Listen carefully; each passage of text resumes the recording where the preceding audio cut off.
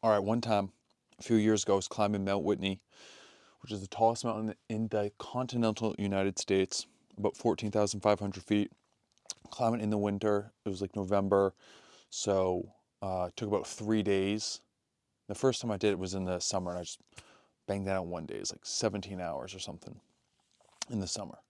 But this was it was in the winter, so going to the mountaineers route. It's pretty cool. Ice axe, crampons, all that. We get up. I'm with my friend who's hadn't done anything like that before, but I figured he could handle it, so I brought him. You go up and you go around the back, and then there was just like the trail. You're going on something, it's like this big, and it was steep. It was just like a little trail kind of carved out of a slope of in the snow in the backside of the mountain, and it was like that.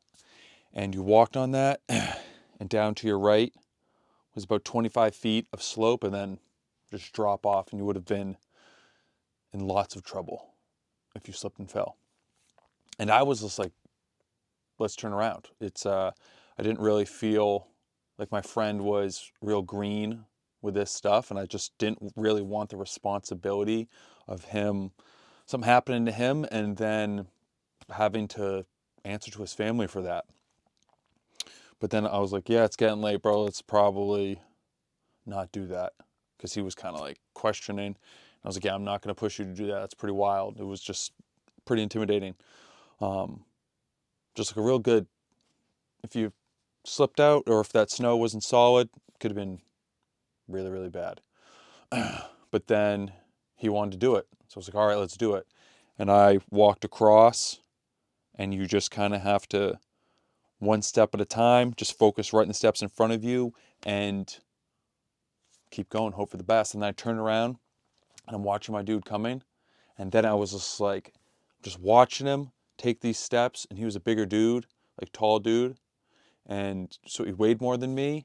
And I felt like I was just like having to will him with my mind to like not fall and just take firm steps, not slip, the ice to stay solid. And then he made it across. And we got to the top. And the thing is, I had to do that. He had to do that.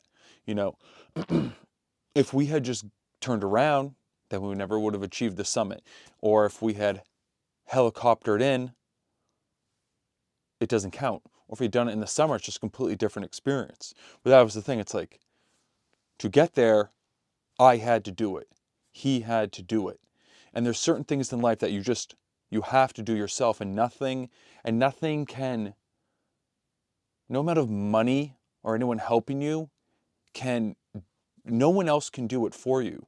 Like there's certain things in your development that no one else can do. No money can help you. Like if you have to, if there's some sort of character development, some shit that you have to go through to grow, money is not necessarily going to help you. You could have all the money in the world, but if you don't have your shit together, or if you're not on the right path and there's certain things in control of you, like vices, they have grips on you, like that money is just going to be fuel to the fire that's burning you up in not a good way. And I've experienced that.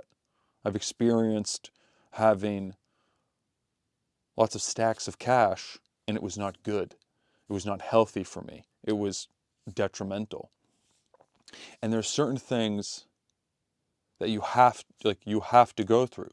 Like to get to the summit, to have that experience, it was something in hindsight. I mean, at the time it was a little spooky, but I really enjoyed it. And that's part of the balance of life. It's just like, we're not here to just achieve safety. If that was the case, then you would just